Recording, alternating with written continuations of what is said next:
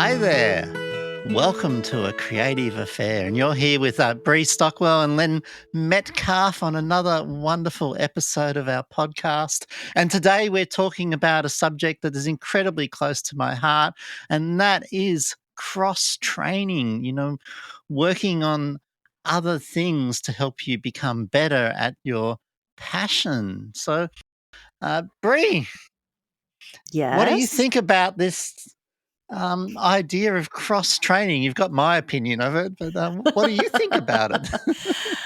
Well, I love this idea, and I find that so often, it's invigorating to try something else, but the other things that I experience when the things that I experience when I'm creating something different than what I normally do really do inform my regular work. And it kind of makes me a little bit more creative. But let's tell our audience what we think cross training is first. Let's explain a little bit about what this can mean for them or for us. Well, cross training is about developing skills in creativity and in technique in something other than your chosen field, isn't it? So I often think a good example is to take where we actually got the name from, and that's actually from sport, isn't it? I think Yep. my understanding of cross training comes from sport. So if I'm a long distance runner, I will add swimming into my training regime, and I'll also add in cycling and maybe weights and aerobics, and I'll work on a whole lot of different muscles aerobically and in strength training um, to improve my skill level in my chosen one. So picking up something outside of what you're doing. Now, as an artist, um, studying other arts is a lovely, obvious one. So for me, working in painting or drawing actually helps me with my photography. But I think it's wider than that as well. I found that uh, training in things even outside of the arts actually helped me with it too. That's interesting because I think when I think of cross training, I think also, maybe trying my hand at painting, or doing, I don't know, just a variety of things. Partly to show myself that I like showing myself that I can be creative in such a variety of ways. It's really fun. Um, but also, I think there's a way to cross train in your own field too. So, like, how I would think of it, like and we both do this. We're both kind of nature, landscape, that's what we like to photograph. But I think and I'm not pigeonholing you, Len, because I know you do all of such a variety of work. You've been doing it for years.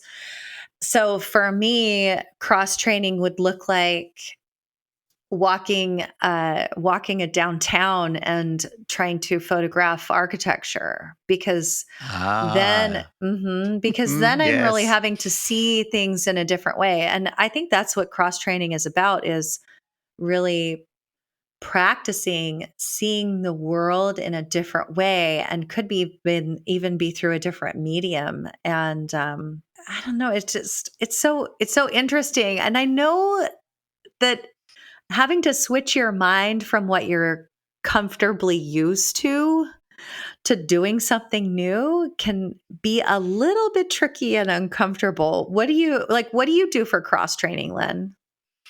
Well, I'm really pleased that you brought that idea up, that it can just be in your same Mhm. medium, and I've actually done that as well. So um, I love to photograph people. I love to photograph flowers, trees, rocks, seas, ocean, those sort of things. I don't know if I'm really a landscape photographer, but definitely a portrait photographer, and I work on portraits of trees and flowers and people. I spend a lot of time working on abstract photography and it's become its whole genre for me as well now because I fell in love with it. But when I first started, it was actually as a cross training. It was about pushing myself off into new directions and trying something and going, oh, I really love that over there. I don't know if it's me, but I'd really be excited to try that. And street photography is the one that you just mentioned there. I've discovered I'm not a street photographer and I go and practice elements of it, but I really love doing that in an art gallery around art while I'm actually viewing art and I'm photographing the people viewing the art and the artworks at the same time. And that's actually a version of street photography. And it helps me with the ones that I'm passionate about. So, um, I work in monochrome as another one, stepping aside and spending a period in color helps me come back to my monochrome and see it very, very differently as well. So cross training can be very, very close and just thinking, well, this is my box that I'm really comfortable and happy in. How do I step outside of it to explore that uncomfortable part? And it's about learning that, isn't it? For So much sure. is about learning. And, I don't think it always, and I mentioned that it can sometimes be uncomfortable, but it doesn't always have to be. It can be really like, ooh, this is going to be a fun experiment. I wonder what will happen here. We did a whole episode on experimenting and playing, and it could just be that kind of mindset when you're doing the cross training.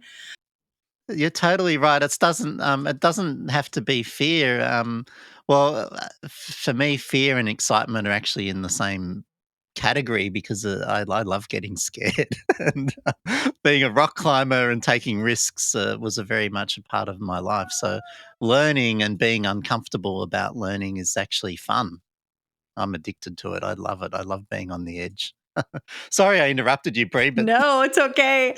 No, and then there are some of us that are like, like, yeah. I don't know, because I was just going to explain, like, if someone said, "Hey, go, let's do this wildlife photography trip," I would, I would enter, I would have, it would actually stress me out, and I would have to do quite a bit of like some mindset. I probably would say yes because I like saying yes to new things, but I would Mm. probably need to um, talk myself through a few things and just kind of check in with myself, like, why does this seem so uncomfortable to me? But I know that if I did that, if I did focus on photographing wildlife, actually that would probably help my own photography. Like, it would help me photograph people.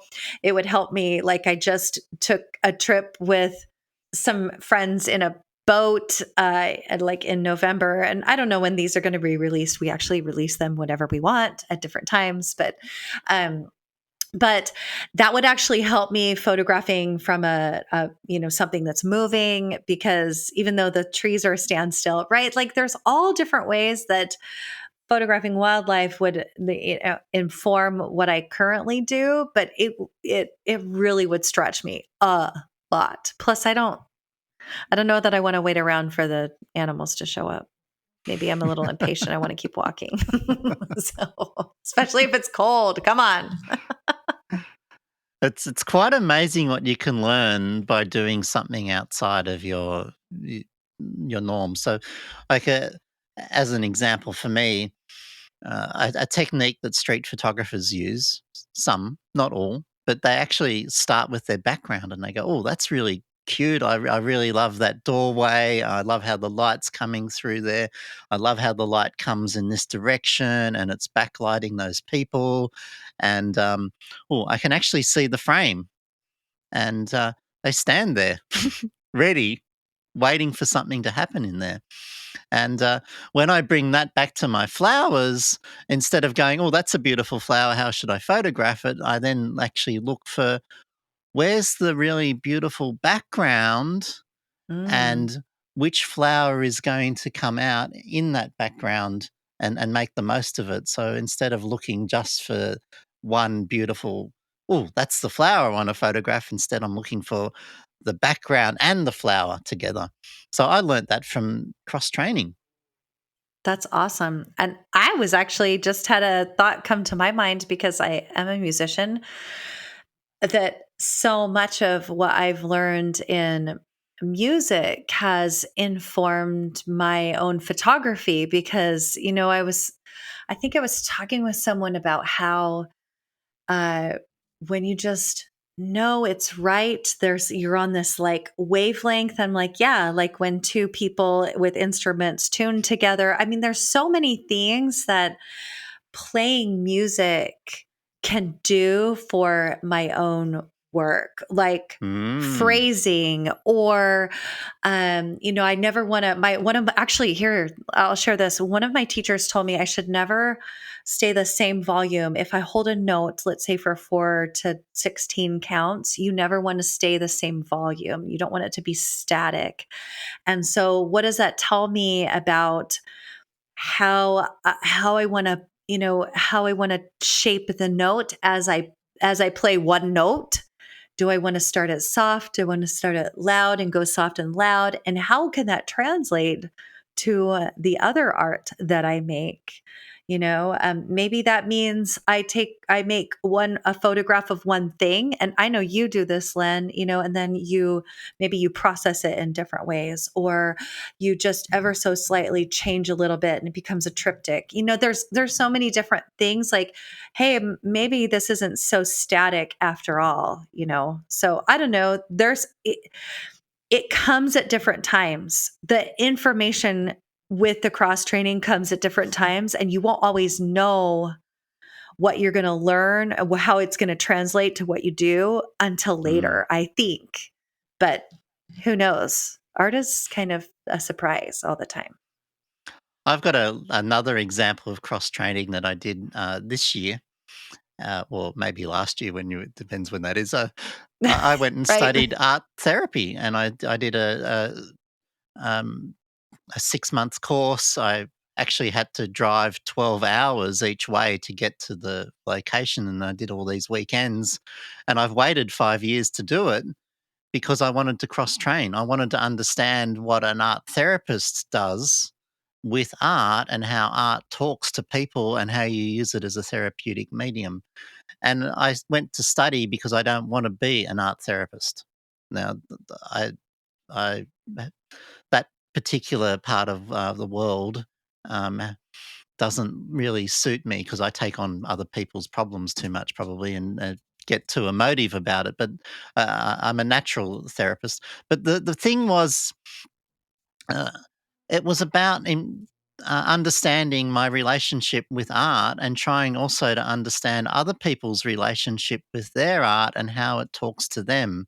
And so I was able to witness my own interaction with my own artworks, but I was also able to witness the rest of the class, which is another 20 women, um, actually making art and then having revelations about it and talking about it publicly and, bursting into tears, and all sorts of interesting things were happening. And people were just going, "Oh my god, I hadn't thought about that before," or they're making something blindfolded. They take their blindfold off and go, "Oh my god, that's my father," or something really interesting and What? That's exciting. awesome.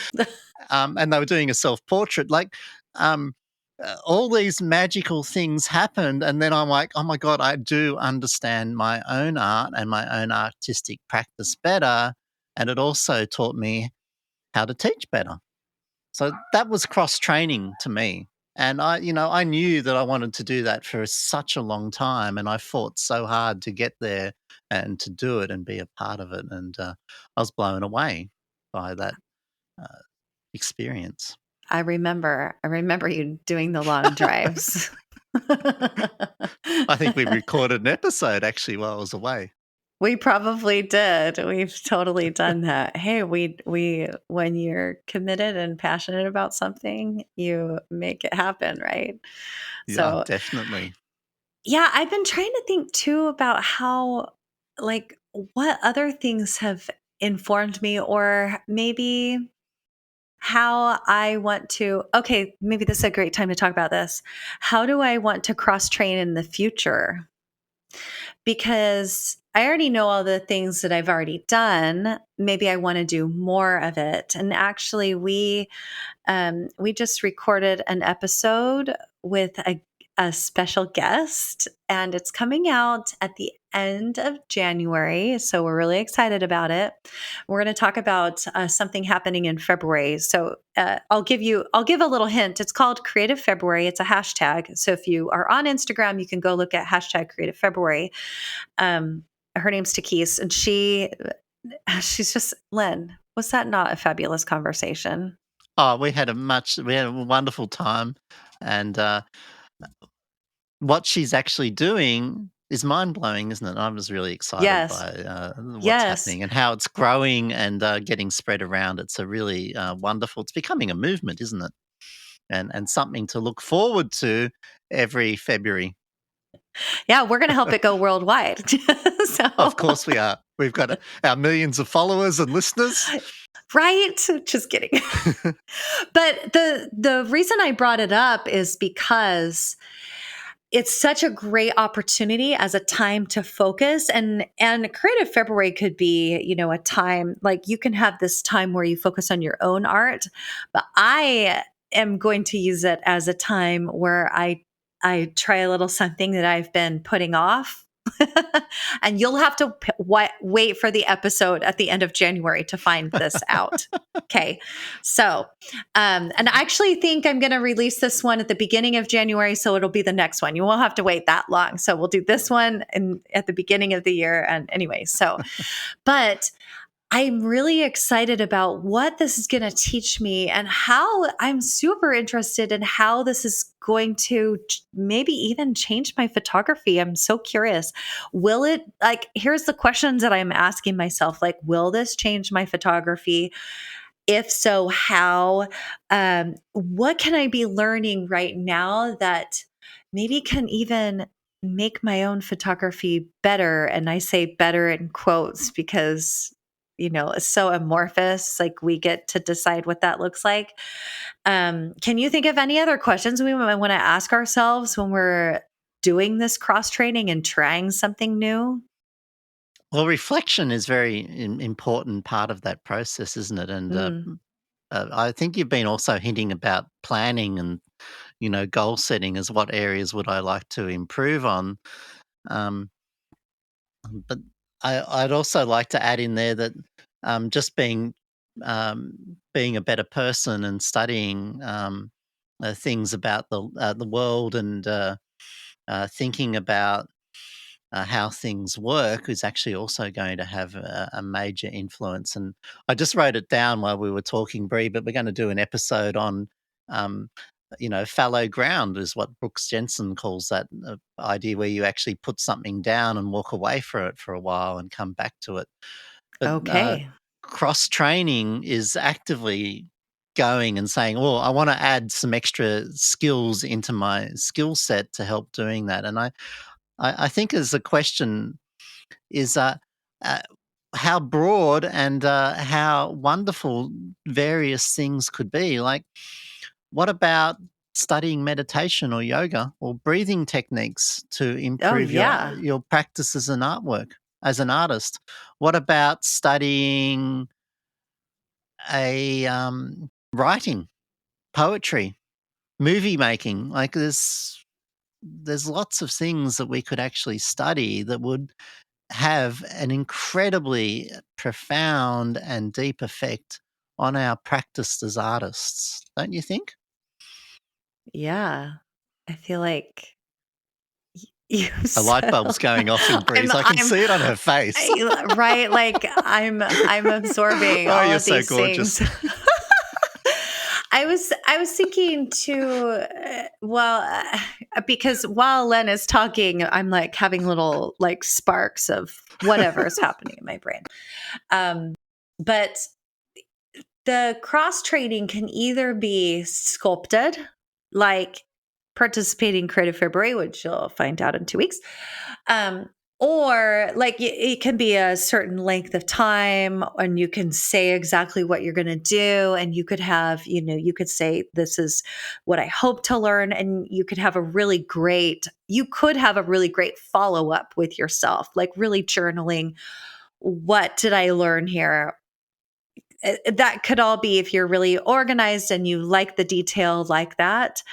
I don't know that necessarily I work that way, but sometimes I do. But I know that this doing this doesn't have to look that way. It could just look like, hey, I'm going to go try that. Or you make a big list and you just pick things sometimes to try and then start asking your questions like, huh, I wonder how this is affecting me, right? Or you're just trying it and putting that information into your bank of things that might be interesting. And then I really do think that and I know this because I've had this happen to me, I really do think that as we do those things, then as we're creating our own art, they're just going to pop up and Mm. it's going to kind of, this is why we're talking about this. And this is really, Len, what this is about, because this is going to be like magic for your work, right? Len just smiled. It is. I am. It is magic. It's absolutely magic. Yeah, because all of a sudden there's going to be this like knowing, this aha, like, oh, I could try this, which feels similar to this other thing I tried.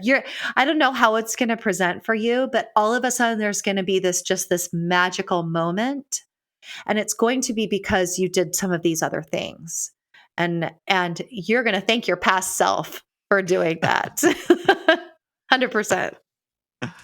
Isn't it amazing? I have one that I do in photography with my students, and when they're studying me with me for a year in my master class, and I've just finished this year's one, and I won't be doing one for a few more years now. I just only do them irregularly, but I'll ask my students and coerce them into spending a, a a quarter of a year only working in monochrome, and that helps their color photography.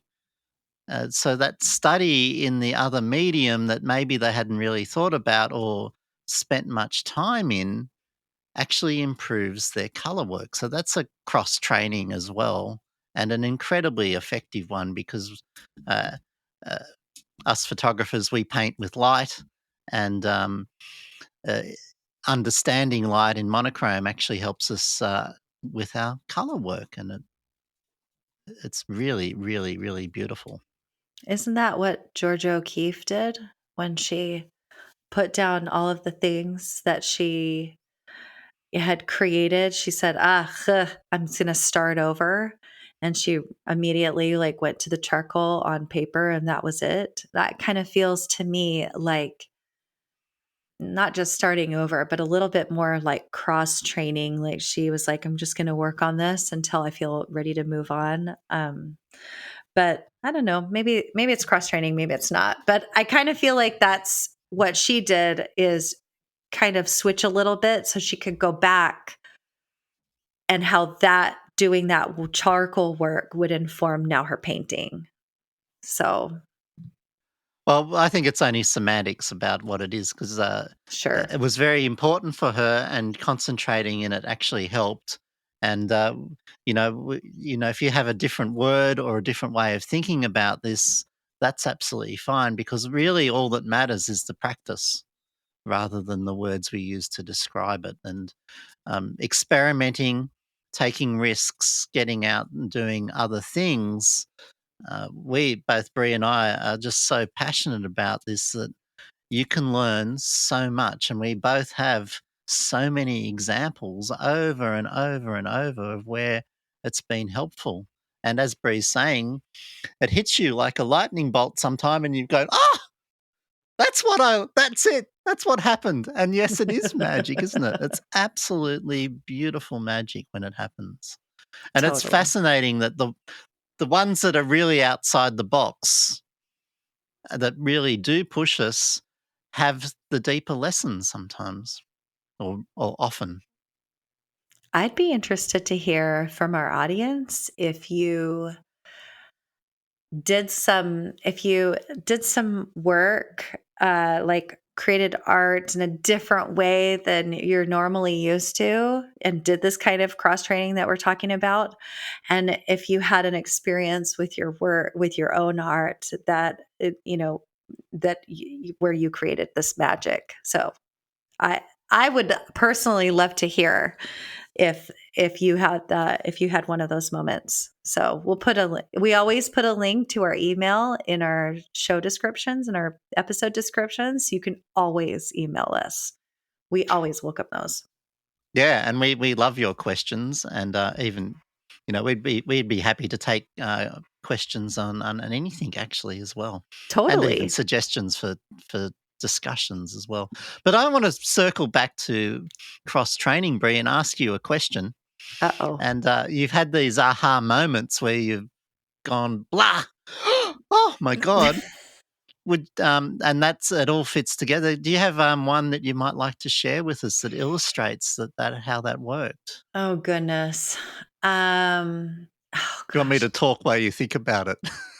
You need the like Jeopardy music, or I don't Oh, know. Did I just date myself with the we could. Jeopardy music thing? Oh gosh, I'm thinking. Well, I haven't been doing this photography for that long. Oh, I don't know if it's a specific instance, but I will share something. I love impressionist paintings. And since I have taken this kind of deep dive into photography, I've been trying to figure out, like, I would really love to create work that looks impressionist, like I really would. But how do I do that? And so part of me is still chewing on it. And every once in a while I go, "Ooh, that's that's what I've been looking for," or that, you know what I mean? So I guess what I'm thinking is maybe so I haven't maybe had that moment, but maybe knowing that and having you ask me that is bringing up like that I maybe just want to try painting something that looks like that. I don't know if I would get frustrated by that. You know what I mean? Or I don't quite know what I'm trying to say here, but I do know that I would like to create that kind of work. And I think that cross training would help me. So I didn't really answer your question. So you skirted around that really effectively, but I'll come up with one later. I think I can't think of one right you now. should attend our abstract workshop that I run every Oh, year, and yes. we can teach you how to take impressionist photography. And we spend a lot of time working with that. And I actually teach with the most wonderful teacher who was once my student, and she's been studying with me and teaching with me for over 10 years, and her name's Shirley Steele. But I would like to illustrate one of mine that only happened Yes. only the other week. Is through my teaching, I find I get cross training as being a teacher. And maybe that's stretching the term cross training, but it was a real ha ha moment. And I've been teaching people about how so much story is in the blacks and in the darks and in the shadows in an artwork, and how much the lights tell a really literal story that's quite clear, and our imagination works in the shadows. And I've been telling this, and I've been talking it over and over and explaining it to people. And then I watched someone process their work, and they actually started from the darks and lifted up the lights in their work, which is opposite to the way that I was doing it, because I was starting with a bright imaging and darkening everything down. So I was working in reverse, and I was teaching people how to do this, and I was talking about it, and then suddenly one day my work just suddenly changed, and it went over to the dark side from the bright side. And it was like, oh my god. And then I've been talking about it and trying to understand what's going on, and suddenly my work changed.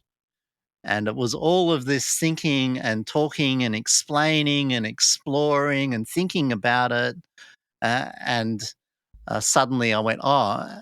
I really love this. I actually, it's got to stop. I've got to shut up about it and actually do it myself. But that didn't happen as a thought. It actually started to happen, and I noticed it and went, "Oh, geez, I love that as work." And then I started falling into that rabbit hole, and my work changed, and then it was like an epiphany at the same time, um, through uh, thinking about it, exploring it, playing with it, wanting to do it, but also maybe quite scared of it. That's really interesting. I love that so much. I think there's so much to be learned by doing this work, and I think what we're trying to what we're really trying to help come across is that we're doing this ourselves, but we're also urging our audience not to just be stagnant in your art. Like how can you continue to learn and grow and I as an artist, and this is definitely this, trying something different and doing this cross training so that you can stretch different creative muscles is awesome for the work that we're doing. And you're going to find out how that works for you in such different ways. I'm really going to have to come up with my own example, aren't I?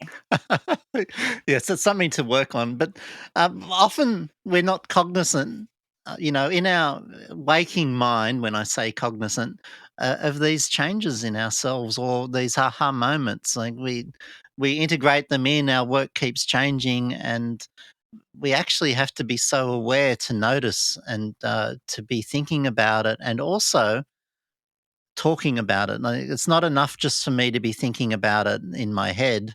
I need to be having this conversation. And this is why I love our conversations, Breeze. I come away invigorated for life with new ideas.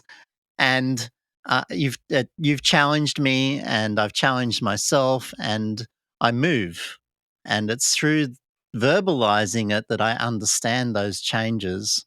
And that whole act of verbalizing it actually helps make them clearer. And now, and I think it's a, a theme of our podcast, is that this uh, being a creative is about exploring, isn't it? And trying and becoming really comfortable with our processes and the ways that we work. And yes, this is another tool in our bag of tricks.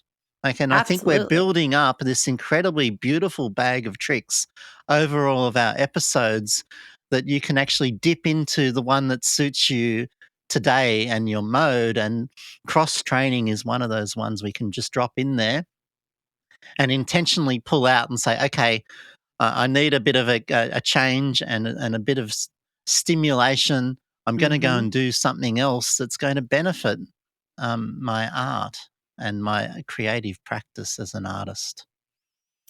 And how beautiful would it be to do this along with a friend and then see kind of compare notes. And I don't know, I think it would be, you and I, you just talked about this podcast being a collaboration. Like, how beautiful would it be to do your cross trading, with a partner, with a friend, or whoever With a else. group. Yeah, with a group. That's right. You could join us in our group. Starts next month. So it's really wonderful to be able to share that with someone too, and be able to verbalize maybe you don't know exactly what you're learning until you start talking about it or writing about it, and having those, Mm. like, sharing the experiences. So that you're right, Len, that is another way to help what you're learning, like, really sink in to so that it goes a little bit deeper when you talk about it, like it sinks further in, like it solidifies. I love that. We should do a whole episode about the disconnect between our consciousness and our higher selves and our subconscious, because some people say that that distance can be up to two years.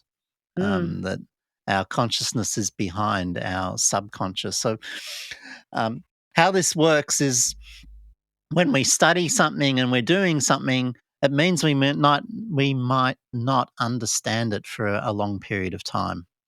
And when we look back, we go, "Oh, yeah, that's what happened, and that's how I learnt that." And oh, that was the benefit of doing that. But at the time, I didn't realize that I was actually working on my creativity or my actual self, my higher self. So fascinating. It is absolutely fascinating. Okay, we'll write that down. We'll have to figure out what that one looks like. But yeah, I love that you wrote down another podcast episode. Oh, that's two. This one I've written down. Right. I know exactly. Okay, so good. Which is funny because before we record, Len says, "What should we talk about?" And I just go to the list and I say, "We're going to do this one and this one and this one, or just this one." And he goes, "Oh, okay." And then while we're having the podcast, he goes, "And we're going to do an episode about this." So that's how it works for us. It's kind of funny, but I'm in it. I roll with it. I don't have notes. I stopped taking notes. I stopped having an agenda. So good, you guys. Well, That's I think growth too, isn't it? That's yes, it's a yes, wonderful thing. it absolutely is. So I think this is a great place to stop. I actually wrote down the title because we don't always title these till later. I wrote The Magic of Cross Training. Oh, beautiful. Because it is magic, isn't it? Yes. It really is. And if there's one thing that we've got across to you today, I hope, is that it's a beautiful thing to step outside of our box and go and do something else that we know is going to help our box. And even if we don't know what the benefits are, it's going to be incredibly valuable to do that. So um, sometimes it's good to define where we are standing to help work out how to get out of it and to go elsewhere. Or just use your intuition. You know, Bree, you Oh, just yeah. mentioned, I want to learn to paint, and go, start. Yeah, I Go and am. buy some paints and off you go. Like, exactly. And it's intuitive. Yes, and I went to the art shop or I'm going to go touch some other brushes. But I'm like, whichever one feels amazing in my hand, kind of like the Harry Potter wand choosing or whatever. I'm like, "Oh, this one feels amazing. This is the one I'm going to come back and get because it feels so good in your hand. You like make this connection with the brush. And this is all of Uh, the thing. Like, I don't even care how the art turns out. I just have to like have all these connections with my supplies. So, I had one of those days yesterday, Brie. I made folded books and signs, and I'm just holding them up and doing something with my hands, making something different with my artwork, making a book, making something that I can gift or even sell. Um, Geez, I had a buzz from that, and yeah. uh, it was my experiment because I didn't know how to do it, and I looked it up in a book and got the bit of paper out and the scissors and a scalpel and turned the printer on and went, right, I'm going to do this today. And an hour later, I had one in my hand, and I'm so excited. I'm so proud of them. They're I'm really still looking at amazing. them. I'm not even touching them in person. I'm like, hey, I want to make one of those. So anyway, I'm gonna learn how to make one of those. So all right, we're gonna end here. I know if you're watching the video, we'll post a video of this. He's holding up his book. It's folded out of one sheet of paper. It's really exciting. I love that so much. Okay. All right, we're done. Yes, we're done. This podcast is over. Again, we love all of you so much. We are so glad that you have that you're staying with us, that you joined us for this episode, and we will chat with you next time. Well, until then, goodbye. Bye, everyone. Thank you for joining us in our creative affair. If you love the passion we bring to this creative content, please support the podcast by sharing with a friend, subscribing, and leaving us a review. Thanks. If you'd like to learn more about creative photography, visit lenmetcalf.com, where you can find links to Len's photography school, videos, and publications. He would love to invite you to sign up to his newsletter. To find out more about my work, including my photography and mentoring in my Creative Confidence group coaching program, visit creativemindscoach.com. See you next time.